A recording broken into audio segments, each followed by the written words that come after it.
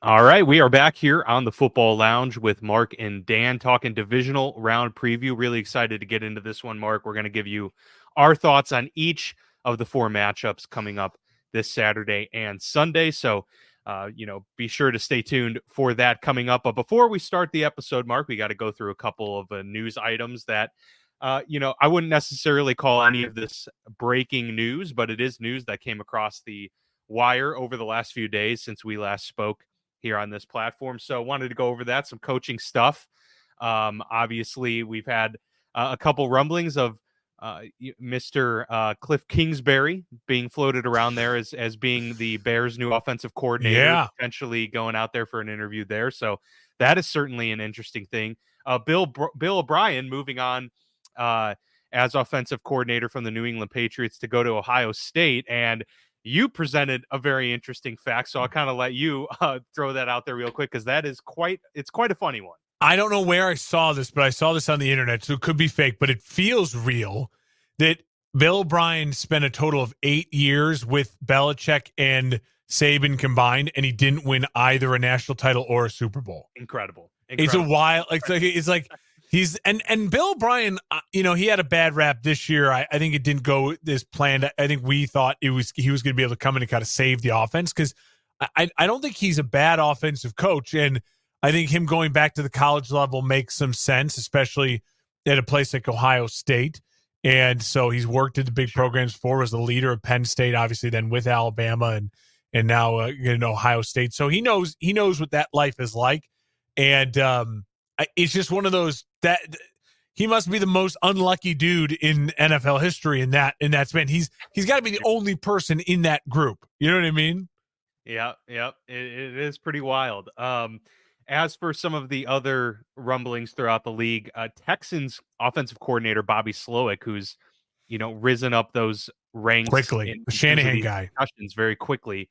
And obviously with the success he's had with CJ Stroud there in Houston, just in this 1 year with DeMeco Ryans at the helm. The Panthers have interviewed him. I believe he just finished a interview with the Titans, which all of this is very interesting that you're interviewing for jobs, while preparing for a playoff game. It's got to, imagine the workload on that guy's slate to have to get ready for all of this. I believe they were in person or virtual interviews, so that obviously helps the cause. But yeah, interesting nonetheless. And then former Titans coach Mike Vrabel interviewed with the Chargers, and there have been plenty of other teams in the mix for these guys. And then finally, Bill Belichick getting set to have his second interview with the Atlanta Falcons. So just kind of throwing all of that head coaching news out there in the ether right now all at once. But any thoughts on some of those, items? I think it's something that is real. The coordinators going through who are deep in the playoffs at this point in time, going through these interviews, I think it's a real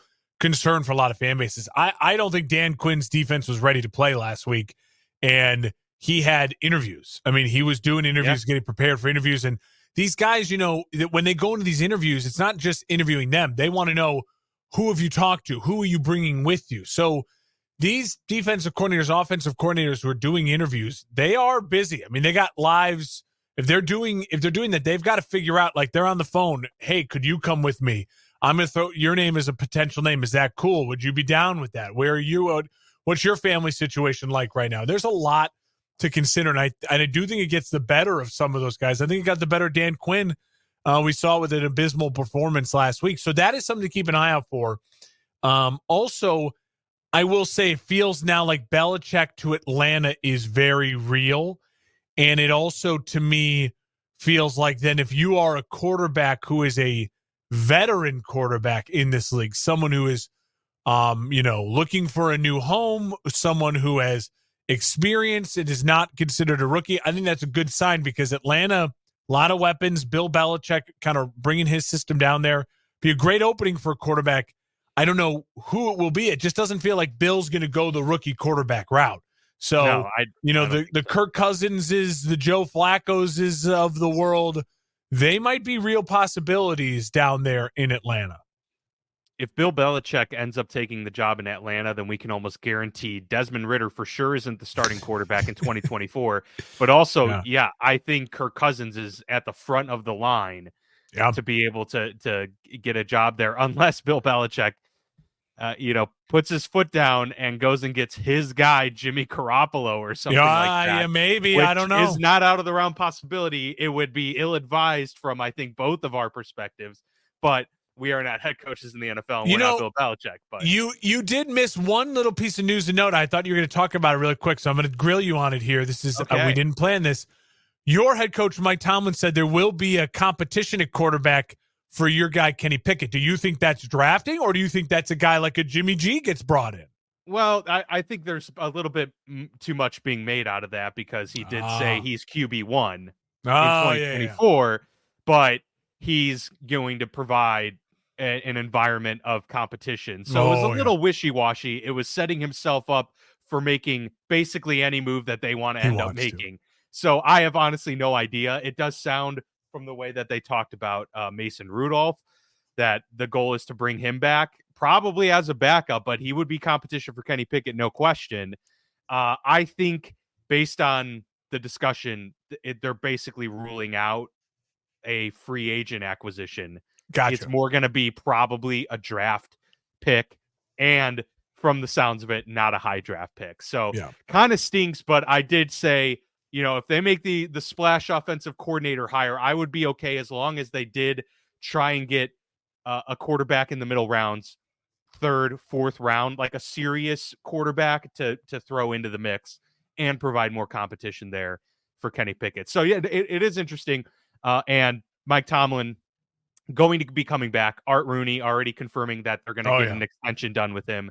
So that rumor has now been dispelled as well. Final note before we get into this episode here, Mark, the Indianapolis, well, I should just say Lucas Oil Stadium is officially going to be hosting the NFL Combine through 2025. No brainer for the league. The infrastructure's there. It's been a huge hit. They get a ton of ratings. Yeah. Who else for tryouts to come into the draft? What other league has any amount of coverage compared to the NFL? It's no question. So yeah, no brainer to keep. Yeah, I've heard the rumors they wanted to move all of that to LA to SoFi because the NFL Network's building a big studio out there and all these things, but that might just be now. That's why they only extended it through 2025. But we'll see. But I'm glad it's going to be. St. Elmo's has good business, at least for the next couple of years. That's for sure. All right, enough of the housekeeping. Let's dive into our divisional round preview.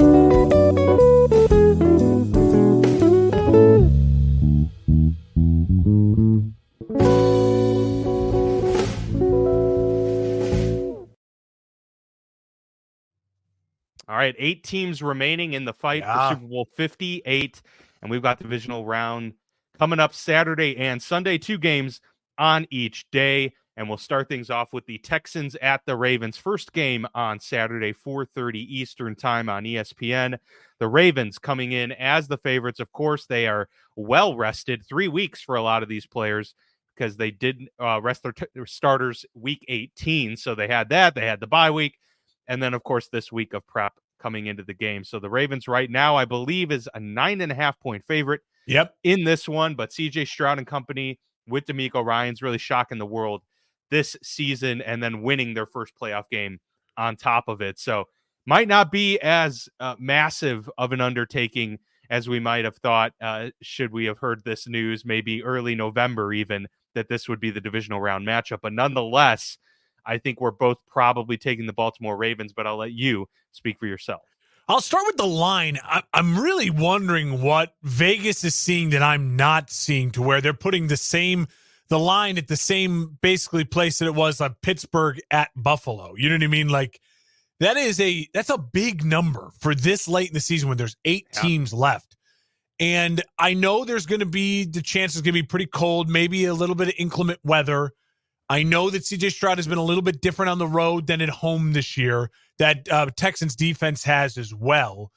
But after what they did to Cleveland, a team that beat Baltimore and was able to play a physical game with Baltimore this year, I'm just wondering where they're getting that line. What are they seeing that they think it's going to be a more of a blowout than I think it's going to be a closer game? What my guess would be is they're relying on the fact that Baltimore is going to be extremely rested. Now, no Marlon Humphrey, and it looks like no Mark Andrews. Those are two two losses for the Ravens, which, a week ago you thought you'd have both those guys back if you're a Baltimore fan, and now you get neither of them. So that's going to make that certainly to me closes the margin a bit. But Slowick and this Texans offense is a version of what Shanahan runs. He is in the Shanahan tree. We just talked about in the opening. And I think, if you can rely on what this, vaunted Ravens defense has done versus Miami, Mike McDaniel, the Shanahan descendant, and versus the Niners, Shanahan himself, that I think Vegas feels confident that the Ravens defense will know how to handle this Texans offense. Now, I would argue that CJ Stroud is a better talent and better just making things and making plays and making throws than Tua or Brock Purdy. So maybe the difference is it's not necessarily the system, it's the man running the system in CJ Stroud. So I'm very fascinated by this game. I think a lot of it's going to be determined early on. If the Texans come out the way they did against the Browns and the way they did against the Colts the last 2 weeks, where they get out to a big lead, big explosive plays, I could see Baltimore getting really tight really early because Baltimore's got a ton of pressure on it. They're a heavy favorite. It feels like Lamar has to win this game. And so I think that could be a difference maker. That could keep it close, right? If the Ravens the Texans are able to get out to an aggressive lead. But can they do that against this defense? I'm just not sure. In the end, I think this game looks something a lot like the way it started against San Francisco, to where the Ravens are maybe a little sloppy early. They're trying to find their footing, find their way. Maybe the Texans get out to a 10-point lead, 10-0, end of the first, midway through the first. But in the end, I think you're going to see Lamar Jackson's feet start to take over this game in the bad weather. I think you're going to see Odell Beckham Jr. have a big game out of the slot. I think you're going to see this Baltimore Ravens defense be able to gang tackle like no one else in the NFL can gang tackle. And in the end, it's one really impressive young quarterback versus a really good team, a really, really good team. So having said all that, I do see a path for the Texans to keep this close. And if they keep it close, CJ Stroud is a magician. I think he could make plays and they could find a way to win the game. But I'm gonna trust my gut and say there's a reason why Baltimore didn't play last week. They're the best team in football. They are in this 1 seed. I have a feeling Baltimore will end up taking care of business 27-20. I think the Texans cover maybe late, and it's the 9.5 is really what's just throwing me for a loop. I feel like I'm missing something giant as I'm analyzing this game, but I'm going to go with the Texans cover, but the Ravens win and end up winning, feeling comfortable in a victory. Yeah, I could see them controlling the game for 3.5 quarters and the Texans seemingly get close and back in it in the late fourth quarter, but it's too little too late. And Baltimore ends up winning the game. I do think the defense is the biggest part of all of this, Baltimore's defense, because if Baltimore's defense was on the same level as Houston's, that line may be 2.5. Yeah. It's just Baltimore's got such a dominant group. Not having Marlon Humphrey does hurt for sure, but they've just got so many dudes on that defense. It's going to make it tough. I mean, if the Texans win this game, I don't see it being because their offense just lit up the Ravens defense. I see it more as like they've kept it close and it's a 20-17 kind of just brawl for, 60 minutes. And so it will certainly be interesting. I think CJ Stroud is going to have a lot thrown at him. And, as well as he's protected the football for much of this year, he may be put in a situation where he's playing a little bit too conservative because he's afraid to throw the, bad interception, or maybe he just ends up being a little bit too reckless. I could see either one being the case, but just not finding that sweet spot because Baltimore's defense just forces you into these almost no-win situations. And to your point, they gang tackle like crazy. You're not going to get Nico Collins breaking loose for 75 yards and getting a lot of yak out of this team. So that will be the difference maker in my view. But I do think Lamar might have some struggles early on because that defensive front that DeMeco Ryans has cultivated, they're really good. They're really Yeah. good in Houston, and they can create a lot of pressure for sure. So You we know, both have Baltimore winning this game at home and advancing. I think my final point on it will be we're going to go through the next 3 games here, and in every single game during the regular season, and every game of football, there's always more pressure on one team than the other. If you really get down to it, what the media puts on them, what the kind of self-imposed put on them, the favorites versus the underdogs, there's always slightly more pressure. So in every game we're going to talk about, there's more pressure on one team than the other. But this feels like, if you're telling me there is a like, this team can't lose, like they've got to find a way to win, like the pressure is on.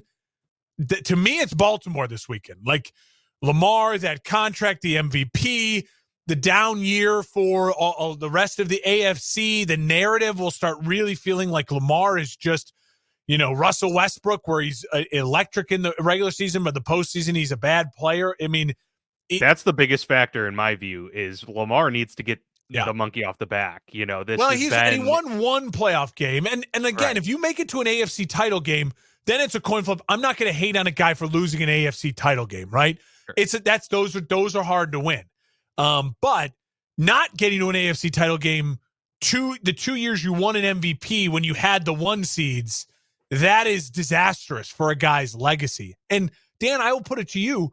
We talk so much about how Mahomes is already a Hall of Famer, right? 2 Super Bowls, 2 Super Bowl MVPs, 2 MVPs.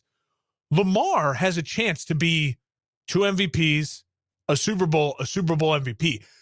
In a month from now, the gap won't be as big, right? Yeah. We could be talking about, like, Lamar Jackson's a Hall of Famer. Like, he's got a Hall of Fame resume.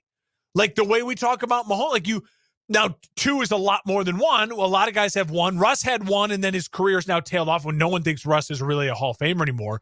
So it's not like Lamar's got a lot more work to do, but he now elevates such a step ahead of Josh Allen, Joe Burrow, all those other guys. If he can get this done, and that's that pressure we're talking about. He puts himself in that conversation. I think that an equal amount of pressure is on Josh Allen and the Bills, honestly, because I know one can say that the team they had this year, wasn't even supposed to be here, and so therefore they're playing with house money. But the Bills have needed to get over the hump for so long that true. Even they are at home, despite the down year that they've had, they're at home, second straight week.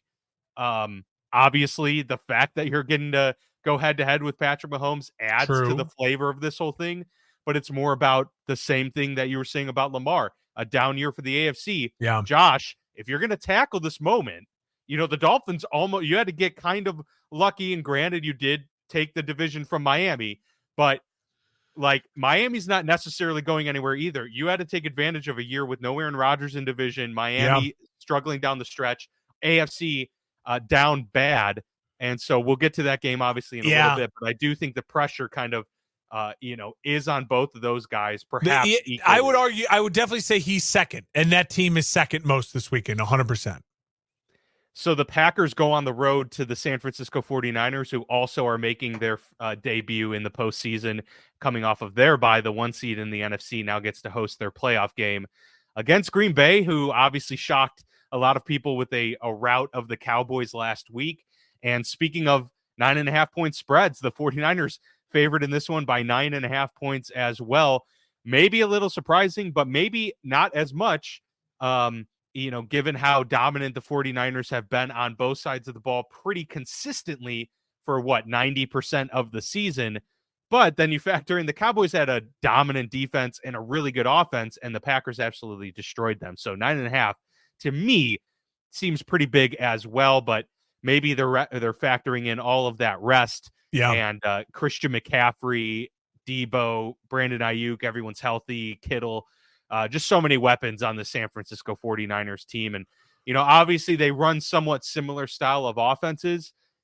Are we going to expect Aaron Jones to light up the opposing run game like they did against the Cowboys last week? I doubt it. If there's going to be a running back and a run game that destroys this week in this matchup, it's probably going to be San Francisco.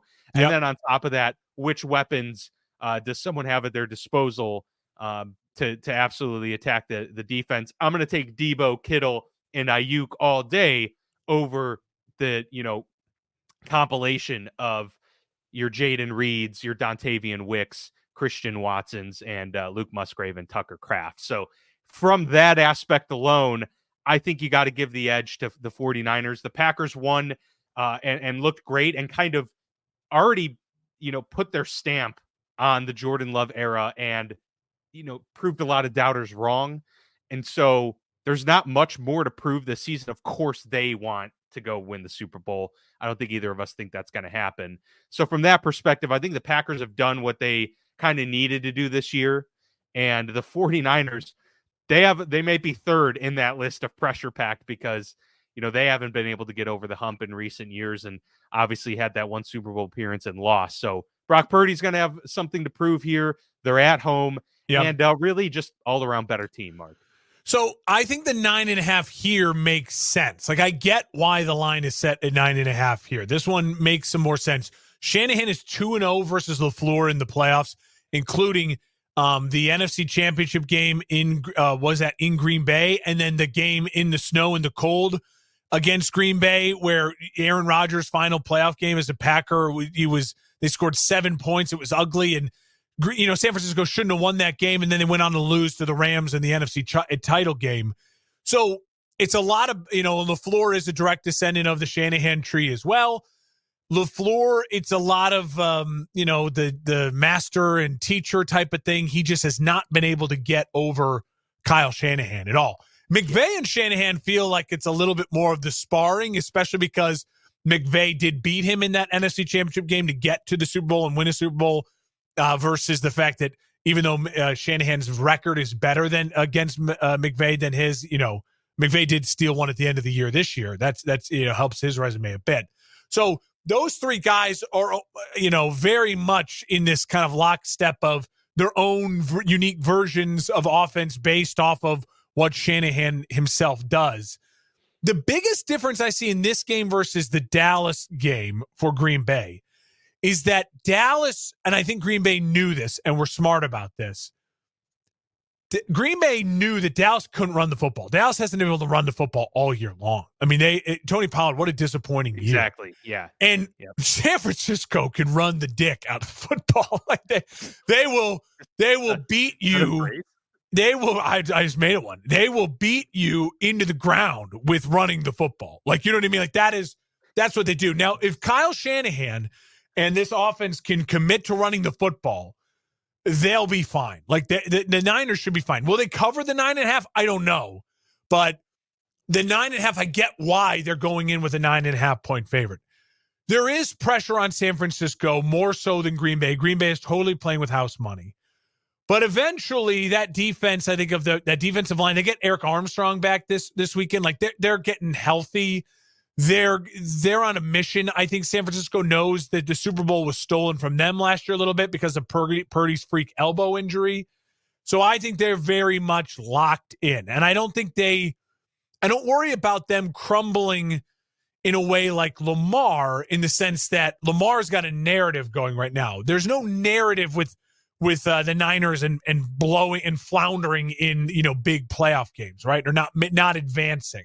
Shanahan's it's just more so that Shanahan hasn't won the Super Bowl with that. He hasn't won the big one, and he gave up the 28-3. Like, there's some of that, right, for sure. But it doesn't seem as pressure packed.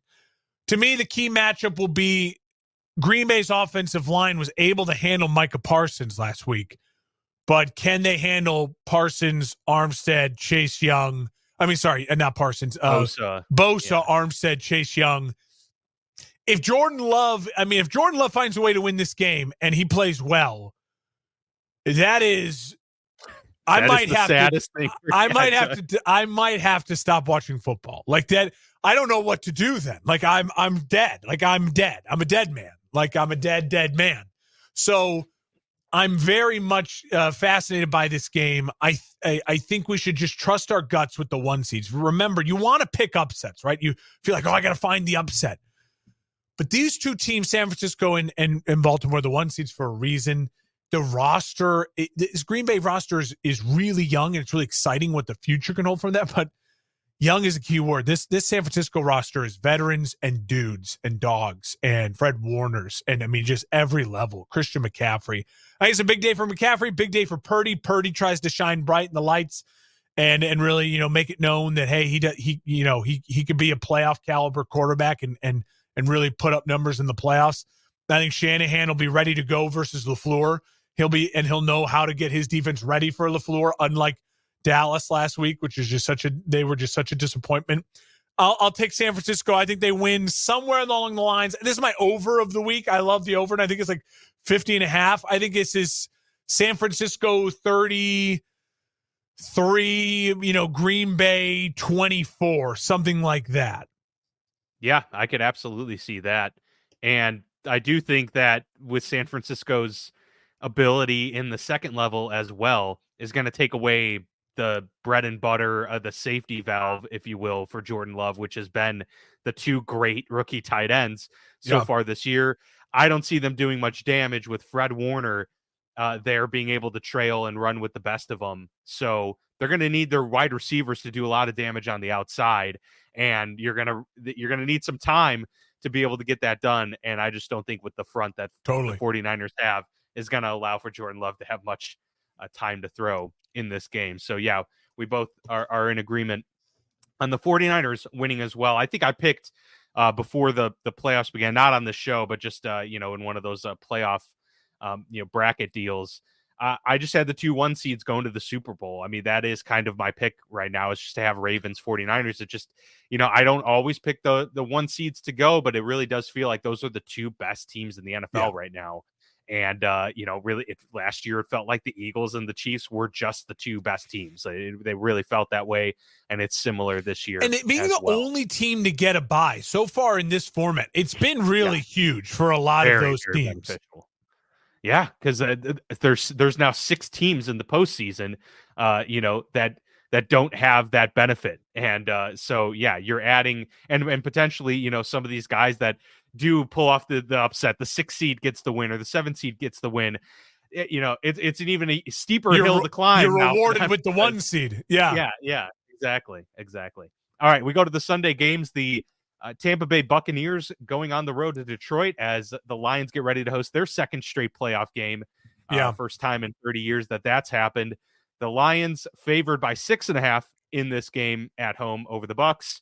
And we've got obviously Baker Mayfield going up against Jared Goff. To me, this has the makings of being perhaps really competitive early, but I truly do feel that the Lions are going to win pretty handily by the end of this game. Yeah. It's going to be, I think the Lions will win by 10.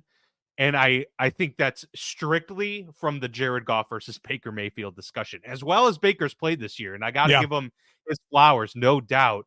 I just think there's a big difference between these 2 quarterbacks and just what they're working with. Tampa benefited a ton from being home. And you could just see Philly was lifeless, right? Detroit was the loudest environment I remember hearing in a long time watching a game.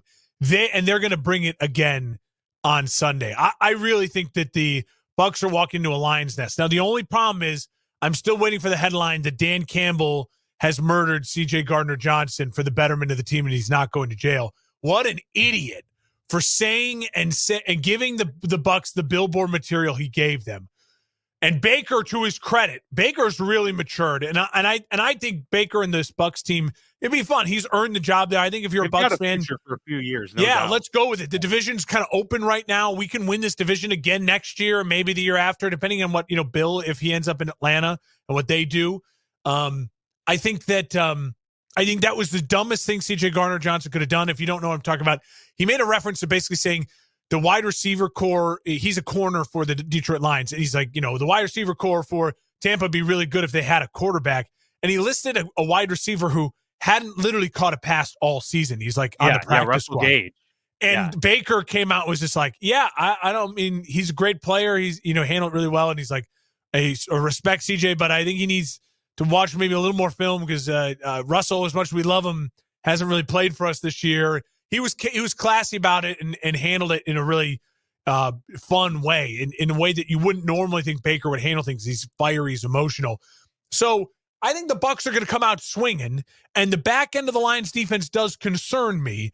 And the strength of the Lions rush game, rushing the passer, the Bucs have a solid offensive line. Tristan Wirfs is a stud.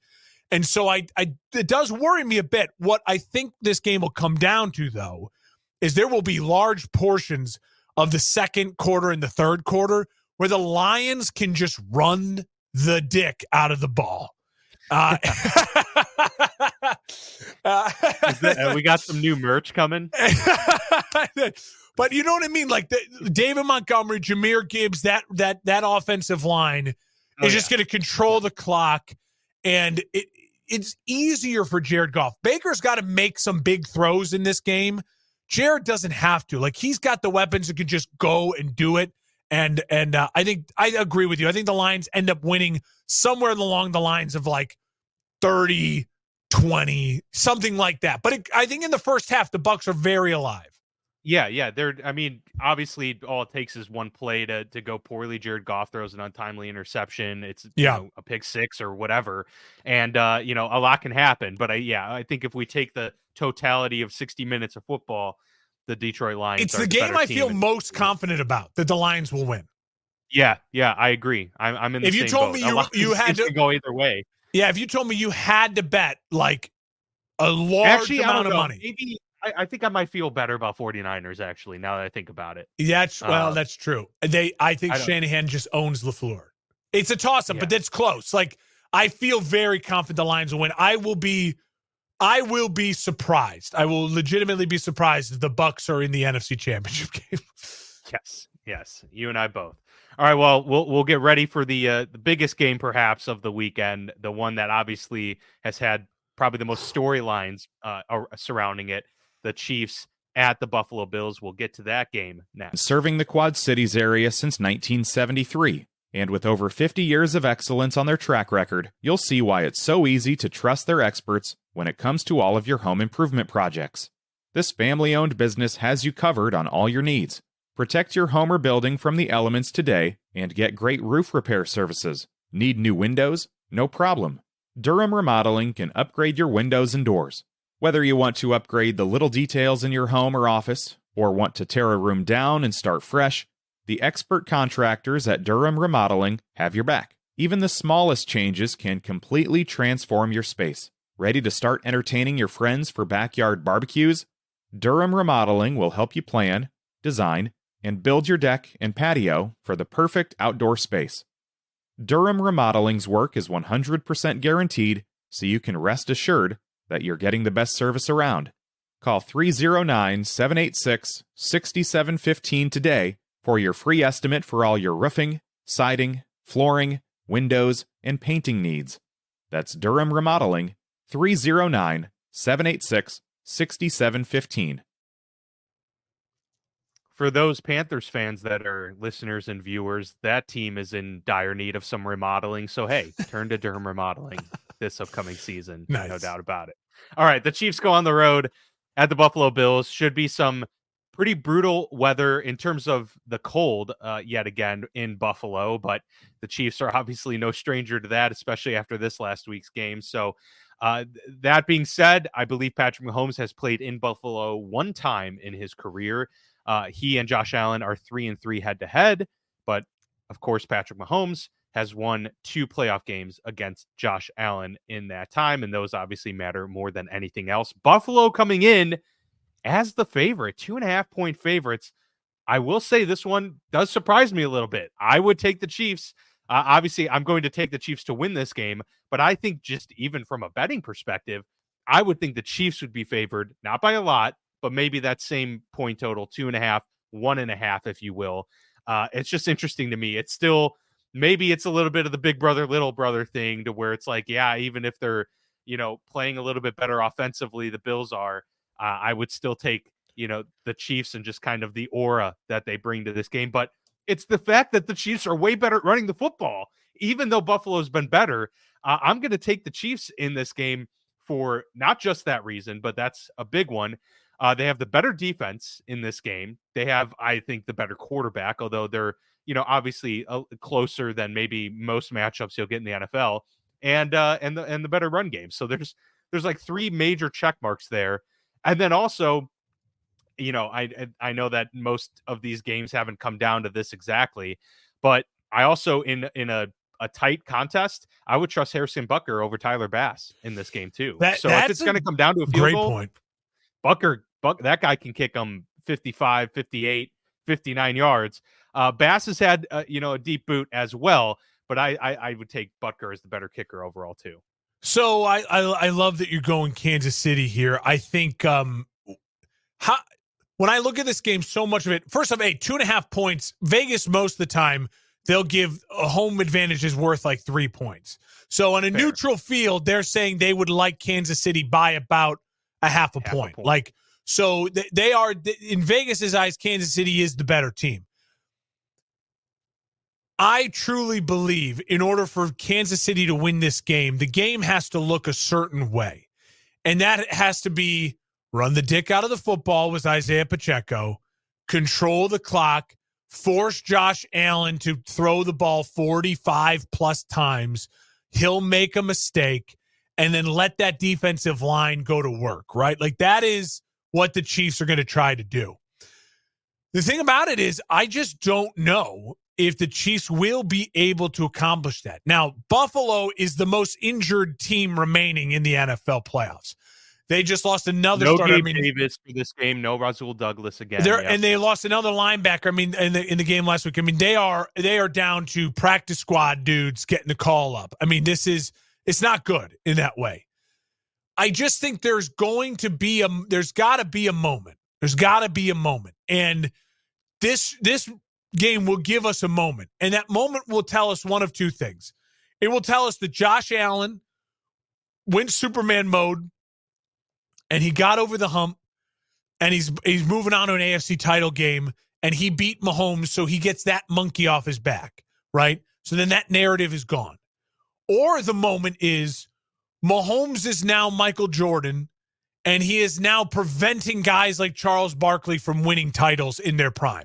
Like, that's one of the things we're gonna learn here. Now, yep. Mahomes is getting aided in that narrative by the fact that the Rams beat the Bengals, because if the Bengals had won that Super Bowl, that narrative changes a little bit because Burrow would have beat him and then went on to win a Super Bowl, right? But fair it's point. Starting to feel a little bit like if Mahomes goes on and wins this one, I don't know how that's not the narrative. I don't know how the narrative isn't. We have some of the best quarterback depth in the AFC in history, and one guy's winning all the Super Bowls in the AFC. Like, yeah, well, that makes that makes what he's doing that much more impressive. And more impressive, right? It really does. Now, he's in the conference with the best talent at the quarterback position. It's hard because people say, well, Brady certainly did prevent some guys from winning more, but sure. Peyton won 2, Big Ben won 2 during that. Breeze won 1. Like, I guess in the AFC, who else? Like, Rivers didn't win any. Flacco got 1. But Brady's also hard. It was pretty much Brady, Ben, and Peyton for all those years. It's really hard because Brady's career is so long. It's like eventually, other guys are going to win some, right? It is a little different. I mean, he still won half of his career. So. Yeah. So, but I will say this. I'm going to take the Buffalo Bills. And I think it comes down to this for me. I think this is a Bills offense that is really working in despite of Josh Allen. It's the first time I've seen that while Josh Allen's the quarterback, where it can work. Now, granted, I think Kansas City's better at running the football, and Kansas City has the better defense. But this game is in Buffalo. It is Kansas City's fine with the weather, but I do think this Buffalo Bills fans will be the drunkest, loudest, most insane crowd. I think they're going to be a factor in this game. And I think Josh Allen, it's a put up or shut up moment. And I think that this kid is special. I think this kid it really is something unique. And I don't know if he goes on to win a Super Bowl this year, but I think this could be a defining moment in his career. I'm going to lean on that. I'm going to lean on the fact that that this is the down year for the Chiefs offensively. In my opinion, the Chiefs have got to find a way to score 27 points on the road here. You know what I mean? Like, I can find a way Buffalo scores 24, right? So can I find a way that Kansas City scores 27? Yes, Buffalo's defense is not great, but their offense, man, drop balls from Kelsey last week, a lot of field goals in the red zone. You know what I mean? Like, they relied on Butker during that game. They were kind of inept in 10 yards and in that game. And so I don't love it. I mean, I'm going against Patrick Mahomes, so I feel dumb, but I'm going to take Buffalo on just a hunch and a wing and a prayer, and trusting that Josh Allen's going to have a moment. That would be certainly huge, but hey, it wouldn't be a great preview episode here on the Football Lounge if we were in complete lockstep. So at least we have one pivot. I hate that I'm going against Mahomes. I feel so dumb. I feel so dumb. Feel good. But, I think... Right? But hey, I took Pittsburgh over, the Bills. Yeah. So there is that. It's not like I'm going against Brady thing like, oh, the dynasty has to end. I just think this is the down year and again, in a down year... Well, if it's a year that it's going to happen, it would be this year. Brady won a Super Bowl in a down year for the Patriots when they beat that Rams team. Like, that was not an all-time great Patriots team, and they still found a way to win a Super Bowl. Like, Mahomes can win a Super Bowl in a down year. I believe that. But I just think if this game was in Kansas City... I'd feel different. I think there's something about the fact this is the first road playoff game for Mahomes. And I do think it's fun if we get this narrative that the dude is already probably the second or third greatest quarterback of all time starts his playoff road career 0-1. I think that'd be a fun storyline for us as fans. You know what I mean? And people talk about like, oh, well, Mahomes can't win on the road in the playoffs, right? Like I guess you could consider the Super Bowl in Tampa neutral site against games. Tampa. But that was in Tampa against Tampa. Exactly right. But they didn't have their normal home fan, base there. So I think my final point on it would be strategically what I'm going with in my gut is beyond my gut and just believing in Josh Allen. For me, I think it comes down to, can Kansas City score 27 points? I don't think they can with this offense as much as it's struggled consistently through the year. And I do think that Buffalo, because they can run the ball even slightly, they have not been able to run the ball the last 3 years, but now they can at least kind of run the ball. If that extends 1 or 2 drives, that's maybe all it takes. You look at that game, 13 seconds in Kansas City. If all Buffalo need to do was extend 1 or 2 other drives in that game with a run game, and they could have won that game. So I think it's going to be an all-timer. I think it's going to be really close. I think it's going to be 27-24 Bills. An amazing, amazing football game, and I can't wait for it. Yeah, I just take the reverse on that, but I do think it's going to be super close. And yeah, if I was a betting man in this situation, I would probably just stray away from this game because it can really go either way. Enjoy it. I think we both agree it is going to be a really tight contest throughout, and a really good one. Certainly a great lineup of games this week, ending with perhaps the best of all of them. So there you have it. That is our look at the games. We've got the Ravens, we've got the 49ers, we've got the Lions, and then we're split on Bills and Chiefs going into championship weekend next week. So that'll do it for our divisional round preview. We'll be back for the recap, and then, of course, we'll have our championship game preview coming up next week as well. See you then.